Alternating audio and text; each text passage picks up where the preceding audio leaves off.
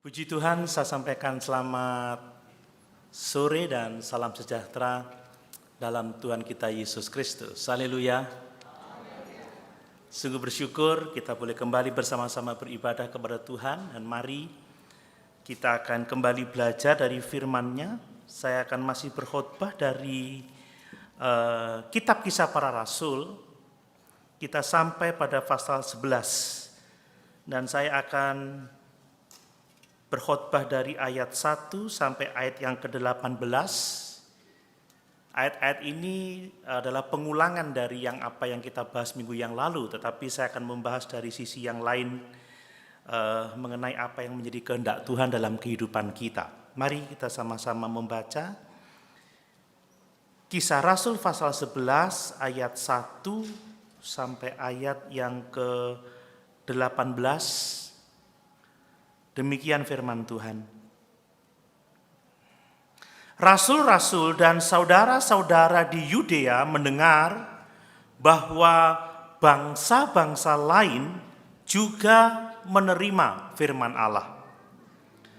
Ketika Petrus tiba di Yerusalem, orang-orang dari golongan yang bersunat berselisih pendapat dengan dia. Kata mereka, "Engkau telah masuk ke rumah orang-orang yang tidak bersunat dan makan bersama-sama dengan mereka." Tetapi Petrus menjelaskan segala sesuatu berturut-turut, katanya, "Aku sedang berdoa di kota Yope, tiba-tiba rohku diliputi kuasa ilahi dan aku melihat suatu penglihatan, suatu benda berbentuk kain lebar yang bergantung pada keempat sudutnya diturunkan dari langit sampai di depanku. Aku menatapnya dan di dalamnya aku lihat segala jenis binatang berkaki empat dan binatang liar dan binatang menjalar dan burung-burung. Lalu aku mendengar suara berkata kepadaku, 'Bangunlah, hai Petrus, sembelihlah dan makanlah.'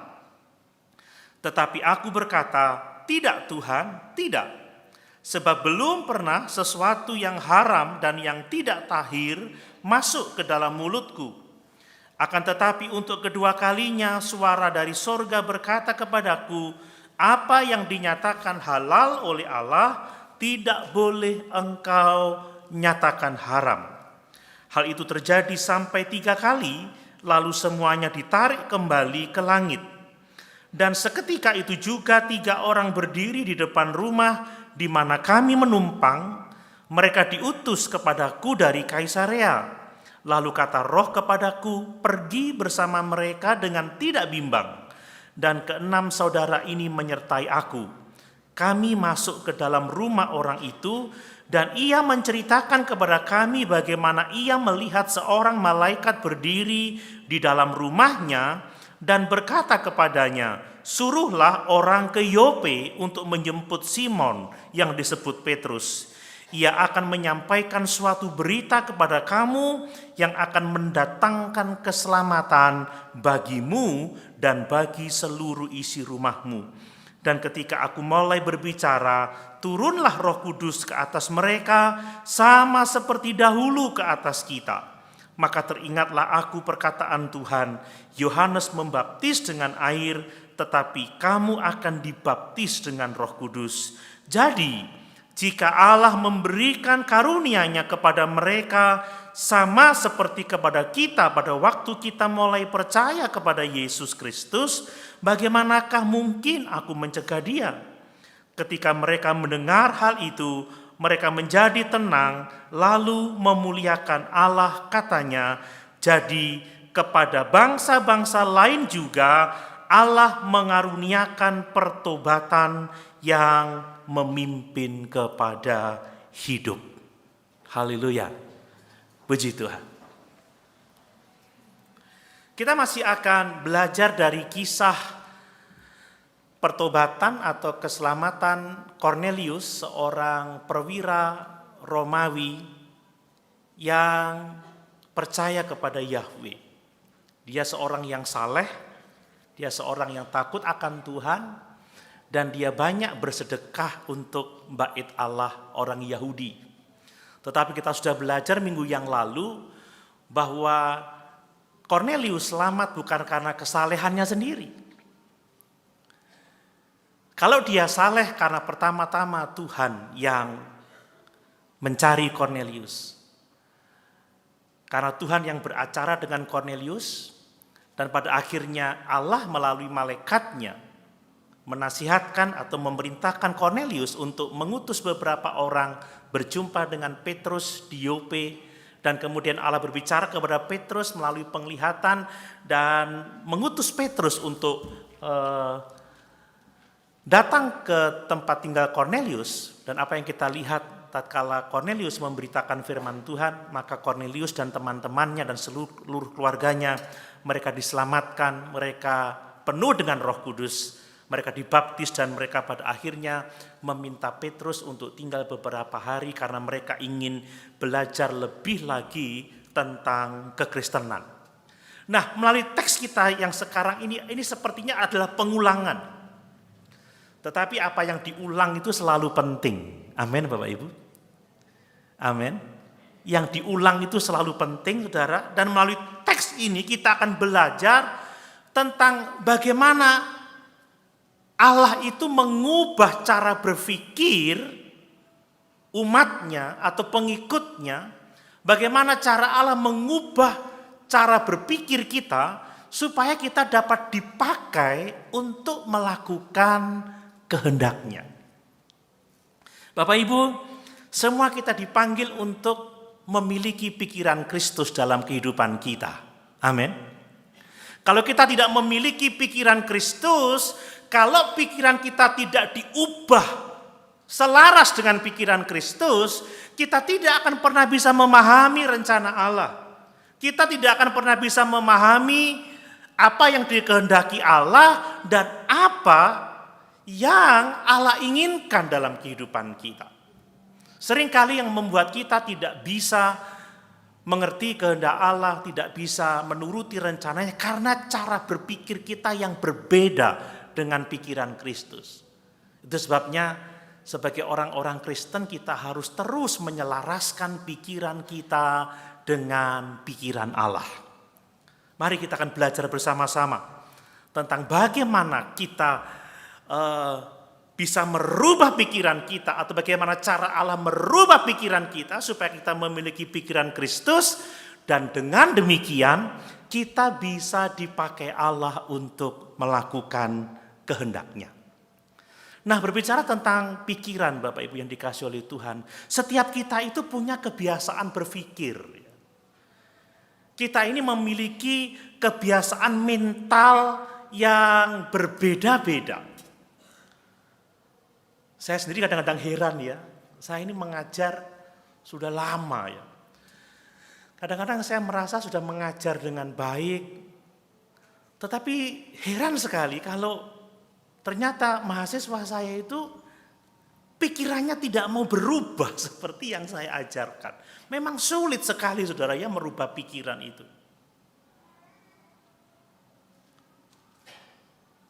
Kenapa? Karena setiap orang punya kecenderungan berpikir, punya kecenderungan mental. Dan kalau kecenderungan berpikir kita tidak selaras dengan pikiran Tuhan, itu masalah saudara ya. Kita tidak bisa berdamai dengan Tuhan, kita tidak bisa mengerti kehendaknya, dan kita tidak akan bisa dipakai oleh Tuhan untuk menggenapkan rencananya. Itu sebabnya saudara, kalau kita membaca kisah Kornelius ini, kita melihat bagaimana Allah harus menerapi Petrus ya. Menerapi Petrus dengan penglihatan sebanyak 3 kali itu supaya apa? Supaya Petrus dapat merubah cara berpikirnya, mengarahkan cara berpikirnya untuk mengerti kehendak Allah, sehingga dia dapat dipakai oleh Allah untuk menyelamatkan Kornelius. Kalau Petrus masih kekeh dengan pikirannya sebagai seorang Yahudi, yang mengharuskan orang Yahudi tidak boleh masuk ke rumah orang non-Yahudi, apalagi makan di situ, apalagi tinggal di situ, maka Petrus tidak akan pernah dapat dipakai oleh Tuhan untuk datang ke Kaisarea dan masuk ke rumah Kornelius. Jadi kalau Kornelius dia bisa dipakai, kalau Petrus dapat dipakai oleh Allah untuk menyelamatkan Kornelius karena Allah terlebih dahulu merubah cara berpikir dari Petrus, saudara. Bapak Ibu, ini saya serius, kalau pikiran kita tidak selaras dengan pikiran Allah, kalau kita tidak mau dirubah oleh Allah cara berpikir kita nggak akan pernah dapat dipakai Tuhan untuk melakukan kehendak-Nya. Nah, Bapak Ibu yang dikasihi oleh Tuhan, selain persoalan pola pikir ini, seringkali kita sebagai orang Kristen ini, kita terlalu banyak membawa beban-beban pemikiran yang keliru dalam kehidupan kekristenan kita. Ya, saya kalau mau cerita ini bisa panjang sekali, ada begitu banyak pemikiran-pemikiran yang keliru yang kita masukkan dalam kehidupan Kristen kita. Banyak hal, tapi nanti saya akan bahas yang berkaitan dengan konteks ayat-ayat yang kita baca, saudara. Saya mau menekankan di sini bahwa kalau kita sungguh-sungguh ingin bertumbuh menjadi seperti Yesus, kalau kita ingin bertumbuh dan dapat dipakai oleh Tuhan untuk melakukan rencananya, kita harus siap dituntun oleh Tuhan untuk dirubah pikiran kita untuk setiap hari atau semakin hari semakin selaras dengan Tuhan. Bapak Ibu mau menyerahkan pikiran untuk selaras dengan Tuhan? Amin. Kita tidak boleh berkeras dengan cara berpikir kita yang duniawi. Kita harus menurut dan menyelaraskan pikiran kita dengan pikiran Allah. Nah, kita melihat minggu yang lalu, bahkan kita sudah membaca lagi sekarang, saudara ya, bagaimana Tuhan telah mengubah pikiran Petrus. Kalau Tuhan belum mengubah pikiran Petrus, nggak mungkin Petrus akan pergi ke Kaisarea untuk masuk ke rumah Kornelius. Saya mau mengingatkan kembali bahwa tidak ada orang Yahudi yang berpikir akan bertamu di rumah orang yang bukan Yahudi, saudara. Apalagi makan bersama-sama dengan mereka, apalagi tinggal bersama-sama dengan mereka. Coba kita lihat hal ini. Sekalipun Yesus sudah memberikan amanatnya kepada para rasul untuk pergi menjadikan segala bangsa murid Tuhan, untuk membaptis mereka dan mengajarkan firman Tuhan itu. Tetapi bagi orang Yahudi, mereka memahami bukan segala bangsa. Dia diutus pergi kepada orang-orang Yahudi yang tersebar di segala bangsa. Itu pikiran orang Yahudi. Karena bagi orang Yahudi najis loh, saudara, kalau masuk ke rumah orang non-Yahudi itu. Jadi bagi orang-orang Yahudi, termasuk bagi Petrus, bagi orang-orang Kristen yang bersunat, yang kita baca tadi, saudara, memberitakan Injil kepada orang-orang bukan Yahudi, itu nggak pernah ada di dalam pikiran mereka. Bahkan melihat orang-orang bukan Yahudi menjadi Kristen tanpa menjadi Yahudi terlebih dahulu, itu tidak pernah terlintas dalam pikiran mereka. Nah, kalau Petrus masih tetap berpikir seperti itu, Petrus nggak akan pernah pergi ke rumah Kornelius. Tetapi kita sudah membaca bahwa Allah telah merubah pikiran Petrus melalui penglihatan, ya, sebanyak 3 kali. Kita sudah tahu bagaimana dia melihat ada kain lebar yang turun dari langit, tergantung di keempat sudutnya, dan di situ ada berbagai macam hewan yang haram untuk dimakan oleh orang-orang Yahudi, dan ada suara dari surga berkata, Petrus bangunlah dan sembelihlah, makanlah. Petrus berkata, tidak Tuhan, tidak, aku tidak pernah memasukkan ke dalam mulutku sesuatu yang haram. Lalu apa kata Allah? Untuk yang kedua kali menunjukkan itu lagi, dan apa yang telah dihalalkan oleh Allah tidak boleh diharamkan oleh manusia. Ketika Petrus mengatakan, sekarang aku tahu bahwa Allah tidak membeda-bedakan orang, baru dia pergi ke rumah Kornelius. Ada perubahan pikiran terlebih dahulu, saudara. Ada perubahan pikiran terlebih dahulu. Dan dengan bijaksana Petrus mengajak 6 orang Kristen Yahudi lainnya yang menjadi saksi tentang apa yang dilakukan oleh Allah kepada Kornelius dan keluarganya dan teman-temannya.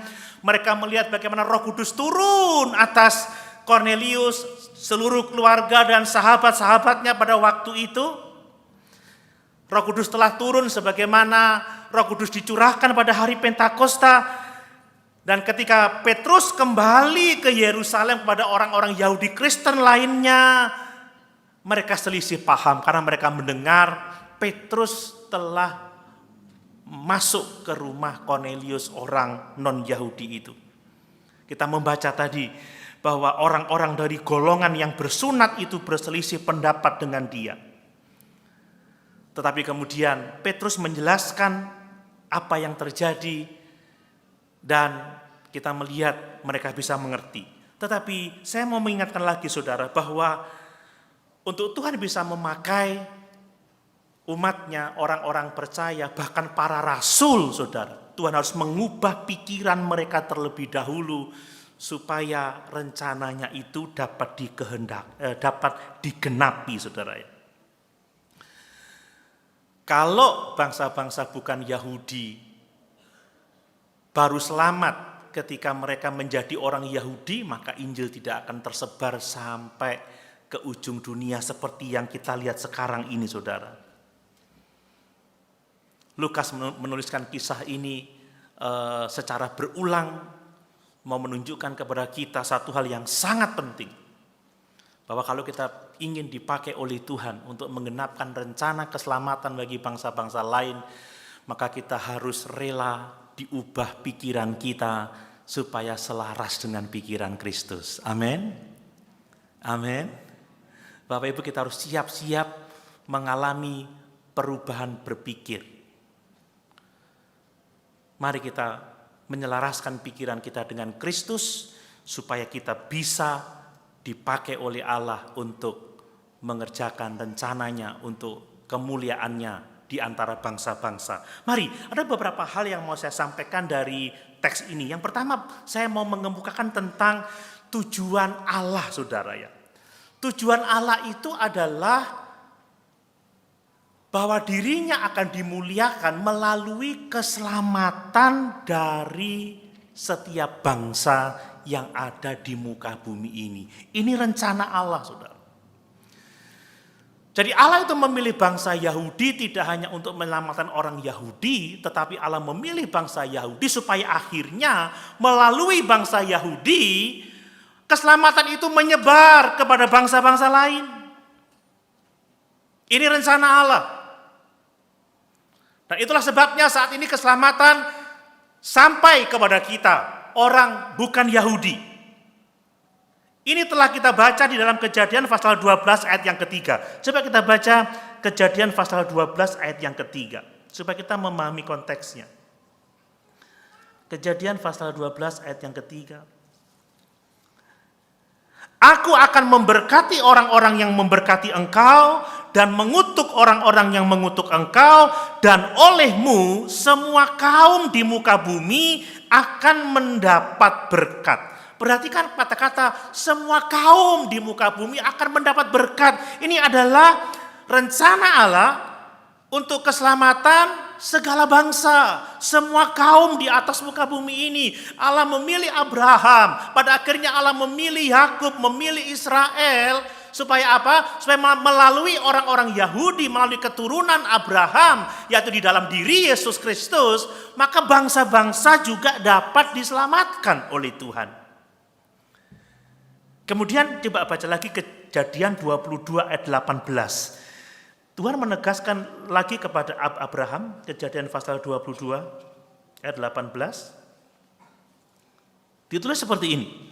Oleh keturunan mula semua bangsa di bumi akan mendapat berkat karena engkau mendengarkan firman-Mu. Perhatikan, semua keturunan di bumi akan mendapat berkat, ya. Karena engkau mendengarkan firman-Ku. Saudara, keturunan Abraham itu bukan hanya menunjuk kepada orang-orang Yahudi saja, tetapi secara khusus keturunan Abraham ini menunjuk kepada Tuhan Yesus Kristus, Sang Juru Selamat yang kita rayakan kelahirannya di bulan ini, saudara. Bahkan kalau kita membaca di kitab Wahyu, Yesus sang juru selamat itu layak menerima pujian penyembahan dari segala suku bangsa yang ada di dunia ini. Coba kita baca di Wahyu pasal 5 ayat 9 sampai 10. Wahyu pasal 5 ayat 9 sampai 10. Demikian firman Tuhan.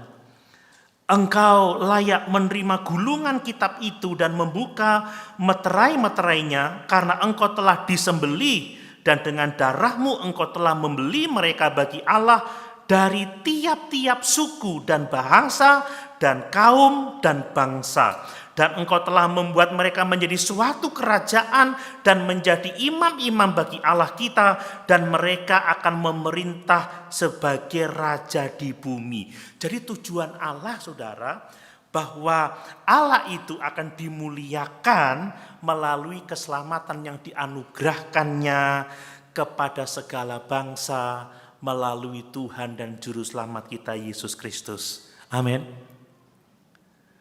Dan tujuan Allah ini jelas kita baca tadi di Kisah Rasul pasal 11 ayat yang ke-18. Jadi kepada bangsa-bangsa lain juga Allah itu mengaruniakan pertobatan yang memimpin kepada hidup.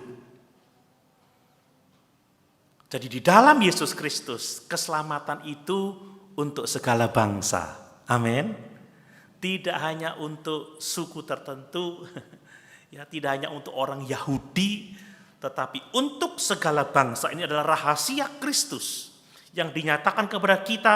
Dan kalau kita membaca di dalam Efesus pasal 3 ayat 5 dan ayat yang ke-6, bahwa orang-orang bukan Yahudi melalui berita Injil itu turut menjadi ahli waris dan anggota-anggota tubuh dan peserta dalam janji yang diberikan dalam Kristus Yesus.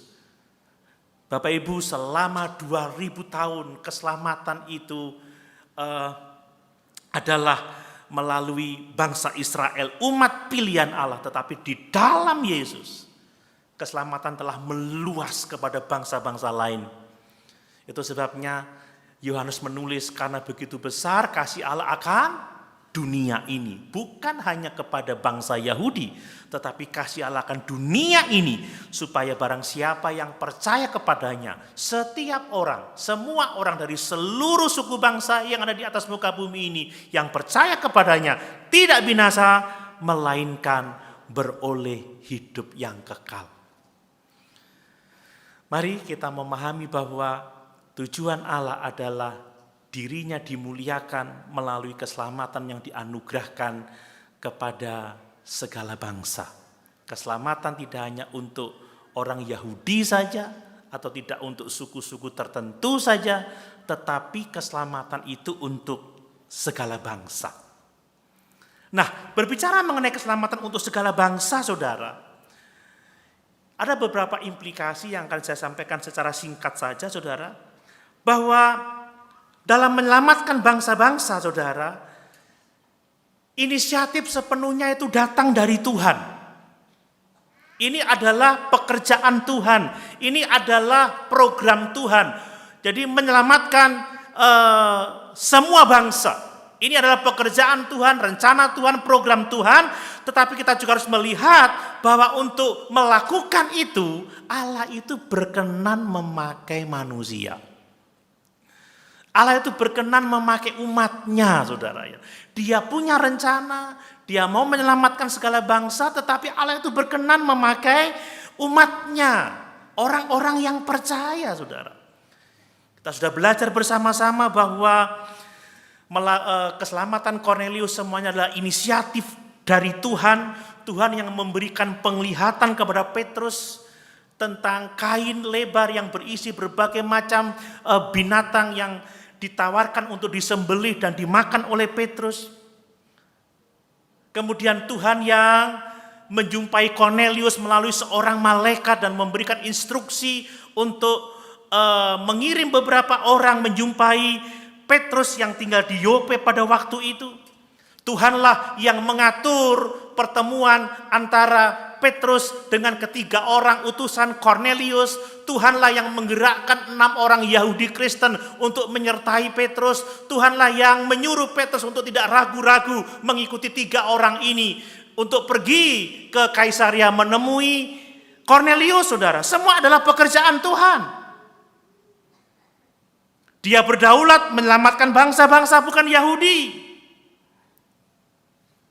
Jelas bahwa keselamatan bangsa-bangsa itu sepenuhnya berasal dari Tuhan. Tetapi pada saat yang sama, saudara, dia menggunakan orang-orang percaya. Dia menggunakan para rasul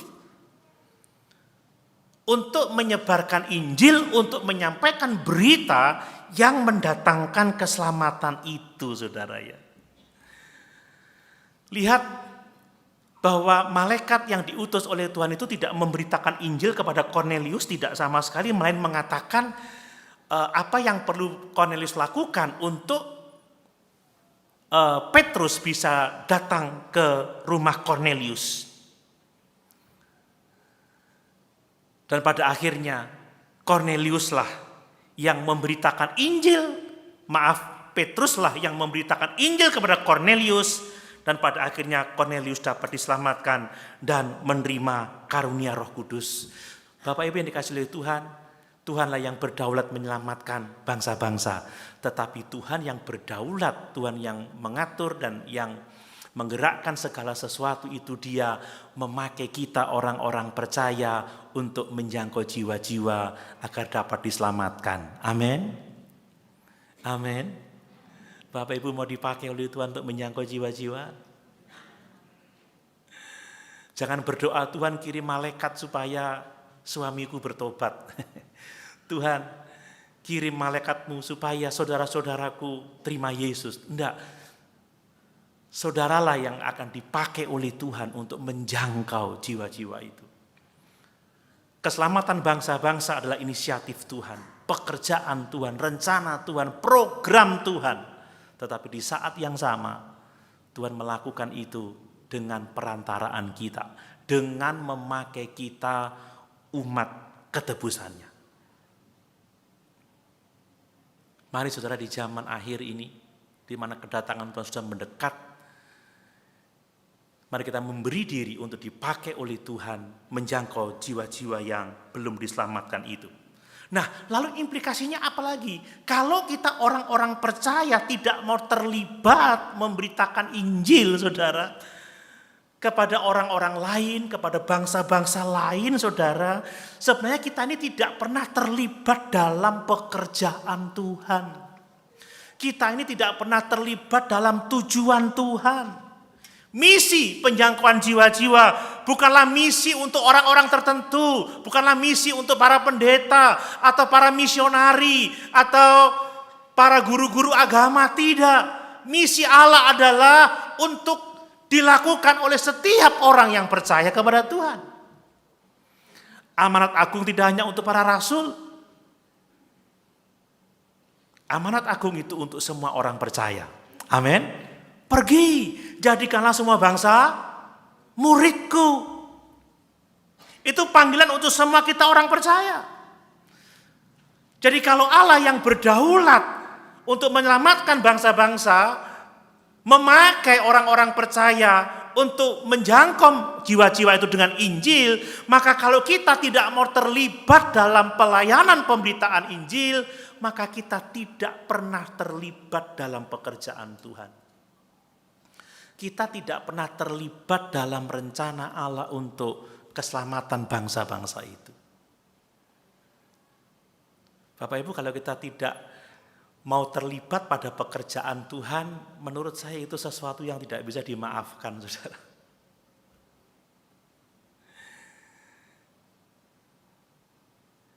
Apakah kita tidak mau ambil bagian dalam pekerjaan Tuhan, saudara? Rugi. Tidak ada upah yang Tuhan sediakan bagi kita. Ingat, setiap orang yang diberi satu mina itu bertanggung jawab untuk mengembangkan mina itu. Saya pernah khotbahkan tentang bagaimana seharusnya kita itu berbisnis, bekerja untuk Tuhan. Ya, Mina itu bicara tentang keselamatan, Mina itu berbicara tentang Injil. Kita harus berbisnis dengan Mina itu, berbisnis dengan Injil itu dalam artian kita menggunakan Injil itu untuk menjangkau jiwa-jiwa supaya hidup kita berbuah-buah untuk kemuliaan Kristus. Adalah kehendak Allah, adalah pekerjaan Allah menjangkau bangsa-bangsa untuk diselamatkan, tetapi Allah memakai umat ketebusannya. Dan kalau kita tidak mau terlibat dalam pemberitaan Injil atau penjangkauan jiwa-jiwa itu, maka sebenarnya kita tidak terlibat dalam rencana Allah, dalam tujuan Allah atas dunia ini. Bapak Ibu, firman Tuhan mengatakan, jangan menjadi hamba yang jahat dan malas, yang tidak mau melakukan pekerjaan tuannya. Amin. Amin. Mari kita melakukan pekerjaan Dia yang telah mengasihi kita, Dia yang telah menyelamatkan kita itu, saudara. Memang tidak semua orang itu dipanggil untuk pergi ya ke bangsa-bangsa lain, tidak semua orang dipanggil untuk jadi misionari, saudara ya. Setiap kita punya karunia sendiri-sendiri, punya talenta sendiri-sendiri. Namun setiap orang harus punya beban dan kemauan untuk peduli pada penjangkauan jiwa-jiwa ini. Sekali lagi saya mau tekankan, tidak semua orang dipanggil untuk pergi menjangkau jiwa-jiwa itu. Tidak semua orang dipanggil untuk menjadi misionari, tidak semua orang dipanggil untuk menjadi pendeta ataupun yang lainnya, saudara. Tetapi setiap orang harus memiliki beban, memiliki tanggung jawab dan peduli bagi pelayanan penjangkauan jiwa-jiwa. Karena itu adalah pekerjaan Tuhan, karena itu adalah rencana Tuhan. Kalau Bapak Ibu sungguh-sungguh terbeban dan mau peduli terhadap penjangkauan jiwa-jiwa, maka kita bisa ambil bagian sesuai dengan panggilan kita. Amin. Setidaknya kita harus mau berdoa untuk pekerjaan misi, berdoa untuk penginjilan, berdoa untuk penjangkauan jiwa-jiwa. Kita bersyafaat, saudara. Tuhan menolong para misionari, Tuhan menolong para pemberita firman, pemberita Injil. Tuhan membuka hati orang, menyiapkan orang untuk menerima Injil dan beroleh iman. Berdoalah sungguh-sungguh supaya saudara terlibat dalam rencana Allah ini. Dan tidak hanya itu, saudara. Saudara bisa memberi apa yang ada pada saudara untuk pekerjaan misi. Bapak Ibu, misi itu butuh biaya. Ya. Saya tidak akan bisa menginjil jauh kalau saya tidak punya biaya untuk pergi ke tempat itu. Seorang misionari itu, saudara, misalkan dari Indonesia ditempatkan mungkin ke negara yang lain, tidak tahulah negara A atau B atau C, untuk mengutus misionari ini, kita harus membiayai hidupnya, kita harus membiayai pelayanannya. Kalau mau terlibat, kita bisa memberi untuk pelayanan misi. Amin. Amin. Kalau enggak, kita enggak terlibat sama sekali loh, saudara. Kita punya beban tidak? Kita punya kerinduan tidak? Punya tanggung jawab tidak? Jika misi Allah adalah menjangkau jiwa-jiwa, jika misi Allah adalah menjangkau bangsa-bangsa dan kita tidak mau terlibat di dalamnya, saya pikir itu sesuatu yang sangat menyedihkan hati Tuhan.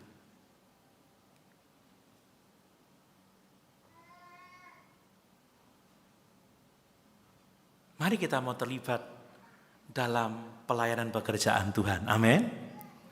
Mari kita mau terlibat dalam penjangkauan jiwa-jiwa. Bapak Ibu, saya harus memberitahu ini karena ini adalah firman Tuhan.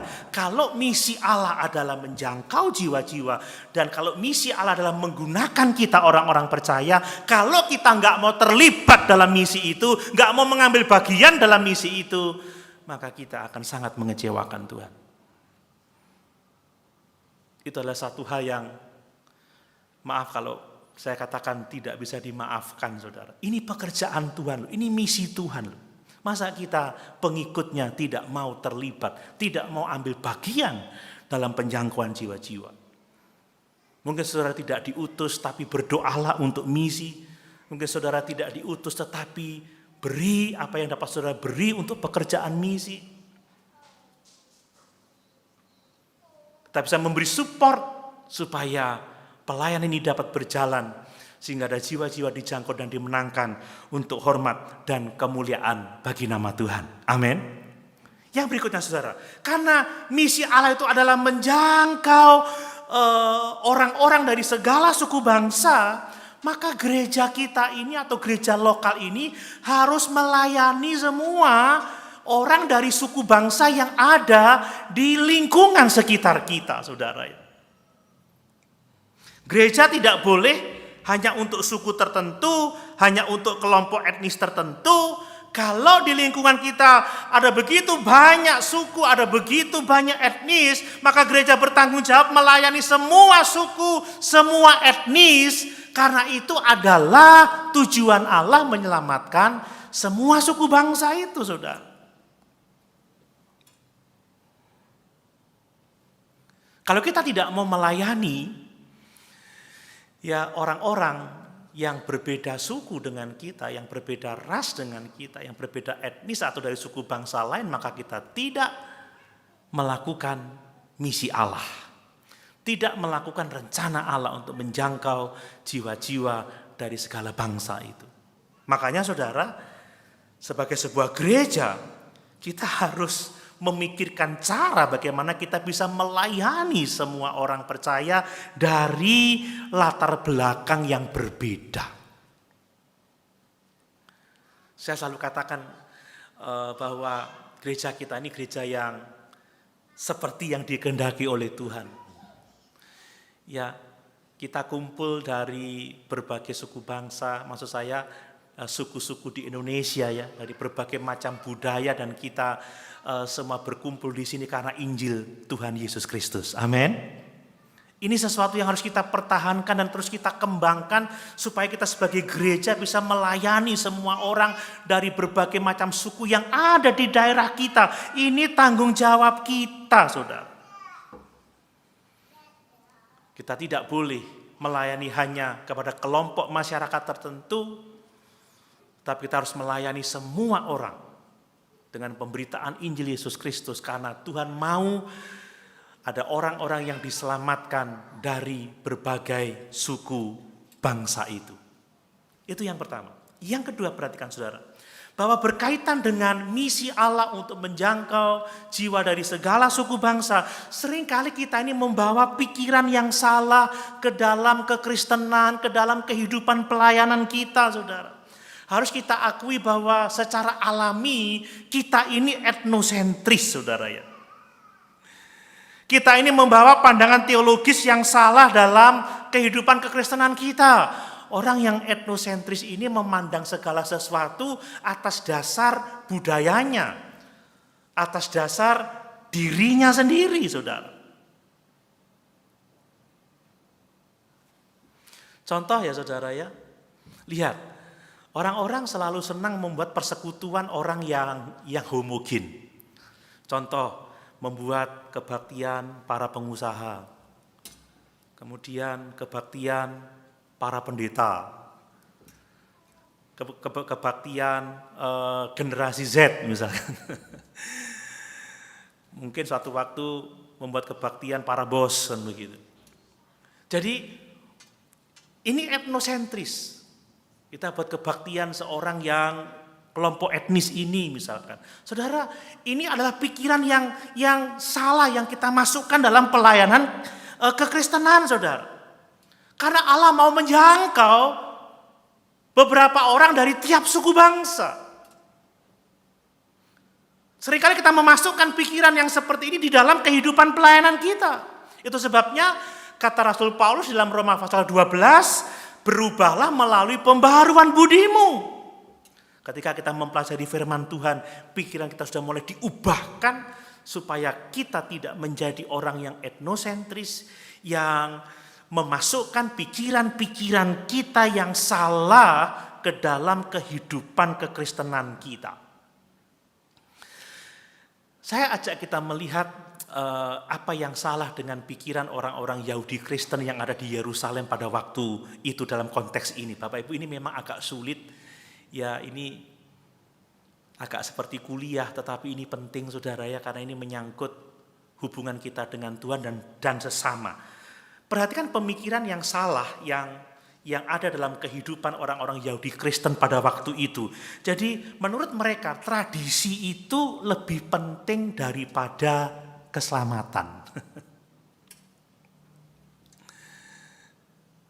Lihat orang-orang Yahudi itu ketika Petrus dia kembali ke Yerusalem, bukannya orang-orang Yahudi Kristen itu bersuka cita, bersyukur karena keselamatan orang-orang non-Yahudi, karena keselamatan Kornelius, keluarganya dan teman-temannya, tetapi mereka menggerutu karena apa?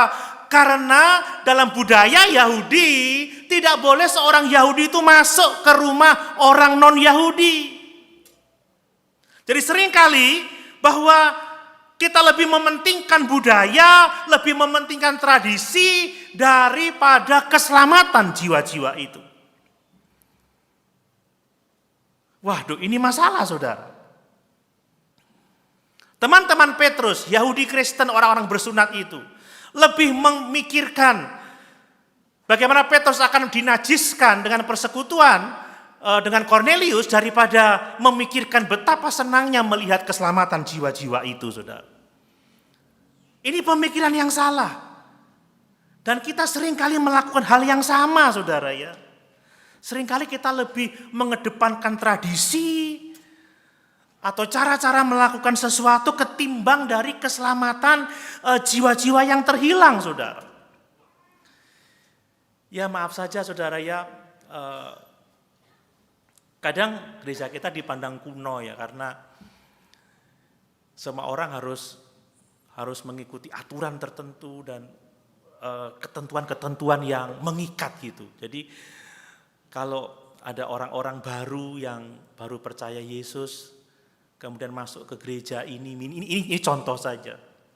Kemudian kita tidak bisa menerima dia karena tradisinya, karena budayanya. Kemudian kita lebih mementingkan tradisi, orang ini menjadi tidak nyaman, dan orang ini akan meninggalkan gereja. Tidak berarti bahwa saya setuju orang itu hidup secara sembarangan, tetapi kan orang itu butuh waktu untuk berubah. Amin Bapak Ibu. Saya dulu itu kalau pelayanan lebih suka pakai baju lengan pendek, dasi cukup sudah. Tapi lama-lama senior-senior bilang, jelek Pak Doni kalau pakai lengan pendek. Saya berpikir, apa karena lenganku hitam ya? Bercanda. Setelah pakai lengan panjang, kurang Pak Doni kalau nggak pakai jas. Ya untung saya bertumbuh lama-lama, sekarang pakai jas terus, kalau nggak ada jas rasanya aneh saudara. Tapi bagaimana dengan orang baru? Orang dari tradisi yang tidak seperti saya, apakah saya akan memaksakan dia untuk mengikuti cara saya? Butuh waktu saudara. Tapi kadang kita sering kali menekankan tradisi daripada keselamatan jiwa-jiwa. Ini persoalan. Kita ingin melihat semua orang seperti kita, hidup dalam budaya kita, dalam cara pandang kita. Sesuatu yang baik memang patut diajarkan, tetapi saya mau mengatakan semuanya butuh waktu, saudara.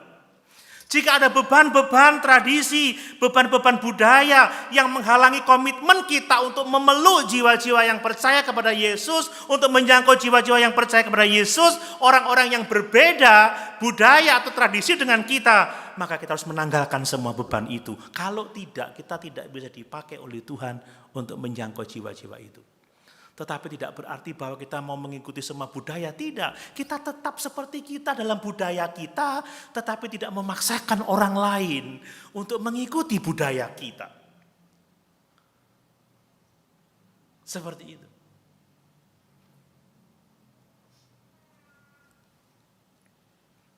Kira-kira kalau saya menghendaki Bapak Ibu setiap kebaktian pakai pakaian lengkap seperti saya seperti ini, mau?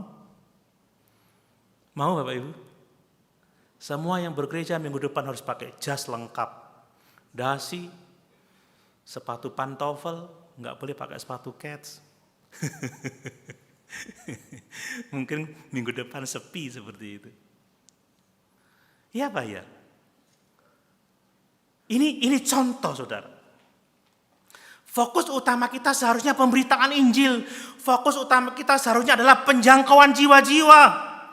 Jika kita melihat orang datang ke gereja ini mungkin tidak setipe dengan kita, cara busananya agak berbeda dengan kita, ya masih sopan lah tapi berbeda, lalu kemudian kita melihatnya dengan sinis, membuat dia merasa tidak nyaman, kemudian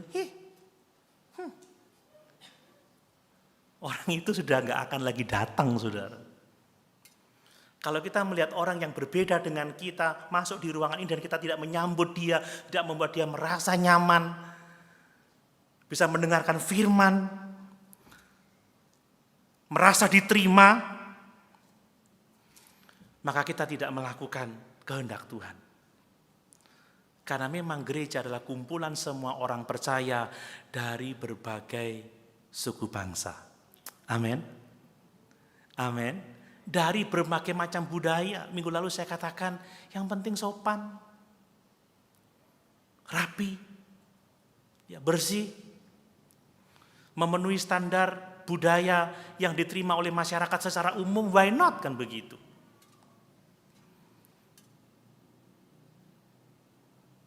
Orang-orang Yahudi pada waktu itu lebih mengutamakan tradisinya, budayanya, daripada bersyukur atas keselamatan jiwa-jiwa.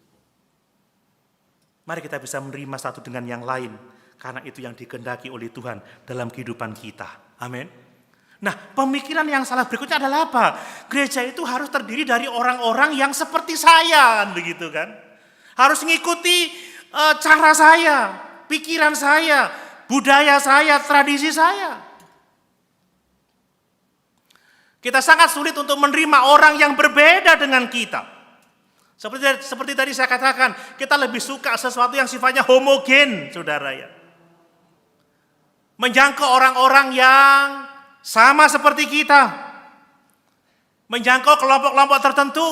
Bahkan ada kalanya orang membuat kebaktian khusus. Kebaktian yang kontemporer untuk yang masih muda. Kebaktian yang tradisional untuk yang sudah senior-senior. Gak bisa begitu.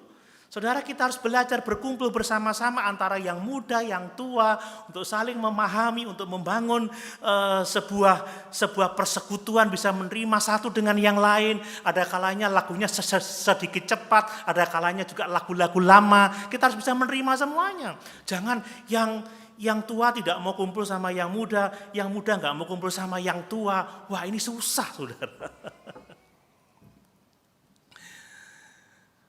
Jangan berpikir, kayaknya gereja ini kuno, tuwek-tuwek. Loh, saudara, kalau ada orang tua kita susah loh, saudara ya. Atau gerejanya nggak enak, nom-nom KB, nggak ada orang muda, yang susah. Saudara, orang muda butuh orang tua butuh orang muda. Saudara, hikmat ditambah dengan kekuatan, itu akan sangat luar biasa. Amin. Ini rencana Tuhan, saudara. Kalau kita mendekati orang dengan cara seperti itu, kita meremehkan tujuan Allah. Bahwa Allah mau menjangkau semua orang dari segala suku bangsa. Mari kita tidak boleh menganggap bahwa gereja itu harus berisi orang-orang seperti saya.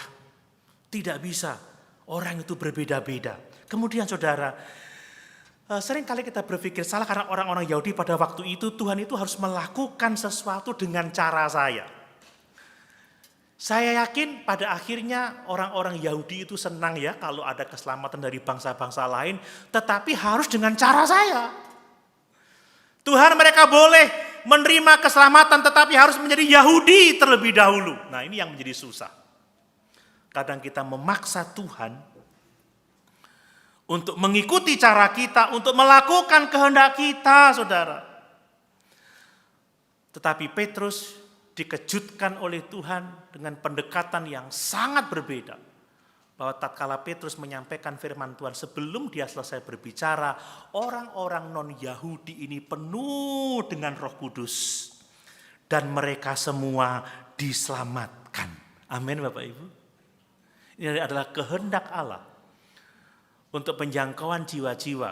Dan kita sebagai umat ketebusannya harus rela, harus mau membuang semua pikiran-pikiran yang salah yang seringkali kita masukkan di dalam kehidupan kekristenan kita. Yang ketiga, saudara, Tuhan itu mengubah pikiran kita yang salah sehingga kita dapat dipakai untuk melakukan pekerjaannya, saudara. Kalau Petrus tetap bersikeras, tidak Tuhan, tidak, aku tidak mau, aku tidak pernah memasukkan ke dalam mulutku sesuatu yang haram, sesuatu yang najis. Atau ketika Petrus menolak untuk menerima orang-orang non-Yahudi, maka Petrus sama sekali tidak akan dapat dipakai oleh Tuhan untuk menjangkau jiwa-jiwa non-Yahudi itu. Lalu bagaimana cara Tuhan untuk merubah pikiran kita? Saya membaca di sini ada beberapa hal, saudara. Tuhan itu akan mengubah pikiran seseorang yang hidupnya itu bergaul dengan Tuhan. Orang yang hidup di dalam persekutuan dengan Tuhan. Orang-orang yang seperti itu yang akan dapat diubah pikirannya oleh Tuhan. Kapan Petrus dirubah pikirannya oleh Tuhan? Saat Petrus berdoa, saat Petrus membangun persekutuan dengan Tuhan. Ketika Petrus berdoa, Allah memberikan penglihatan itu. Orang-orang yang dekat dengan Tuhan, dia akan mengalami banyak kemungkinan untuk mengalami perubahan pikiran seperti yang Tuhan kehendaki. Orang-orang yang suka membaca firman Tuhan, orang-orang yang suka belajar kebenaran Alkitabiah, dia akan dapat dirubah pikirannya oleh Tuhan. Jika Petrus melewatkan waktu berdoanya, mungkin Tuhan tidak akan memperlihatkan penglihatan itu, saudara. Tuhan tidak akan mengubah pikiran kita jika kita tidak memiliki waktu untuk bersekutu dengan Tuhan. Jika kita tidak punya waktu untuk berdoa, jika kita tidak punya waktu untuk membaca Alkitab, jika kita tidak punya waktu untuk mendengarkan khotbah-khotbah Alkitabiah, Tuhan gak akan mengubah pikiran kita, saudara. Kadang-kadang saya juga terkejut ketika membaca Alkitab, radikal banget, dan itu merubah pikiran saya, saudara.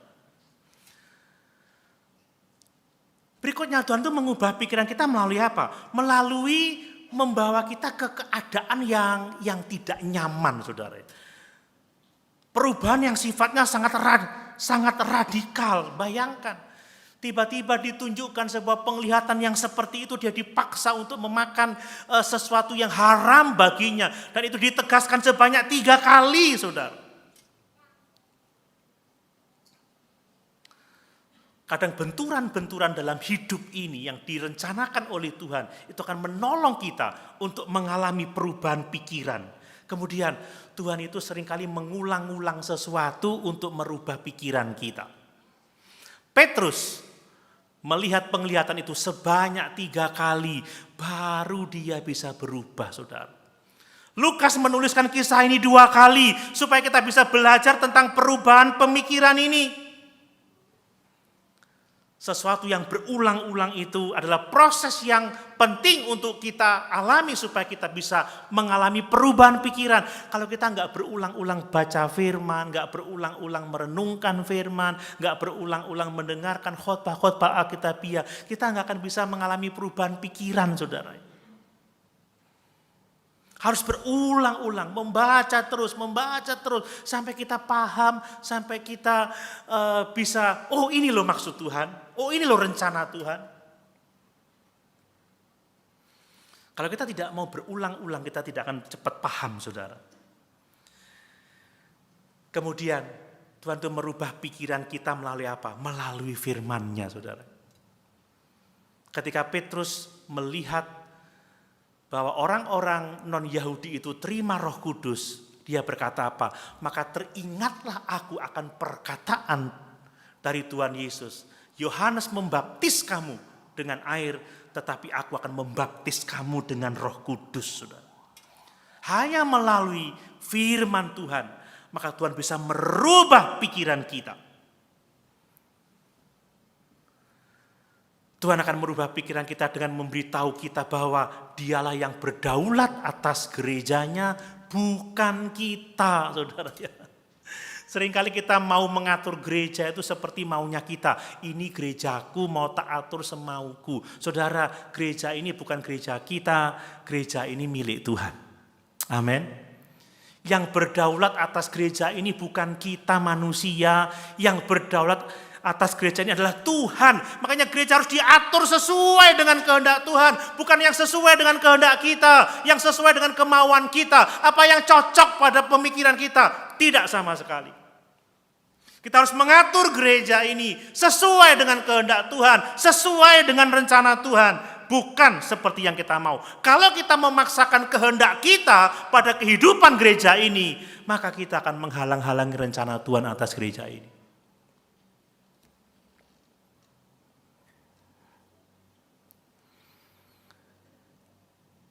Tuhan akan mengubah pikiran kita supaya kita dapat dipakai oleh Tuhan untuk pekerjaannya yang besar. Amin, Bapak Ibu. Saya membaca seluruh kisah para rasul, saya melihat di sana bahwa ternyata orang-orang Kristen Yahudi, para rasul ini tidak menganggap pertobatan Cornelius itu sebagai sesuatu yang perlu ditindaklanjuti, saudara. Sehingga pada akhirnya kalau saudara membaca di pasal-pasal berikutnya, bahkan Petrus sempat jatuh dalam dosa yang sama, tidak mau makan bersama-sama dengan orang Kristen non-Yahudi sebab takut dengan orang Kristen Yahudi. Dia sempat ditegur oleh Paulus di Galatia pasal yang keempat dan dia bertobat. Tetapi setelah pasal yang ke-11 ini, saudara, maka kisah para rasul tidak lagi berbicara tentang pekerjaan rasul-rasul yang di Yerusalem, tetapi separuh dari kisah para rasul itu menceritakan pekerjaan Paulus, Barnabas dalam menjangkau jiwa-jiwa dari orang non-Yahudi. Kalau kita tidak menyelaraskan pikiran kita dengan Tuhan, kalau kita tidak mau berubah, kalau kita tidak dapat dipakai oleh Tuhan, Tuhan akan meninggalkan kita dan Tuhan akan memakai orang lain yang bisa dipakainya untuk melakukan kehendaknya. Mari malam hari ini Bapak Ibu yang dikasihi oleh Tuhan, mari kita mau mengenal rencana Allah untuk keselamatan bagi bangsa-bangsa lain. Dan bahwa keselamatan itu adalah pekerjaan Tuhan, rencana Allah, program Tuhan, inisiatif Allah untuk menyelamatkan bangsa-bangsa. Tetapi Allah mau memakai kita, orang-orang percaya, umat ketebusannya, untuk memberitakan Injil keselamatan itu. Tetapi supaya kita dapat dipakai oleh Tuhan, kita harus mau berubah pikiran kita, mau diubah oleh Tuhan. Kalau kita tidak mau berubah, kita tidak akan bisa dipakai oleh Tuhan. Mari saudara kita membuang semua pikiran-pikiran yang salah yang kita masukkan dalam kehidupan pelayanan kita. Mari kita berpikir seperti Allah berpikir. Amin. Amin. Mari kita berpikir seperti Kristus berpikir. Mari kita memiliki pemikiran Kristus dalam kehidupan kita. Supaya apa? Supaya kita dapat selaras dengan Tuhan. Supaya kita dapat melakukan kehendak-Nya. Supaya kita mau menjangkau jiwa-jiwa. Supaya kita mau menerima semua orang dari budaya, tradisi, atau suku yang berbeda dengan kita. Mari kita melayani semua orang dengan kasih sayang. Menjangkau jiwa-jiwa untuk hormat dan kemuliaan bagi Tuhan Allah kita. Mari sama-sama kita berdiri.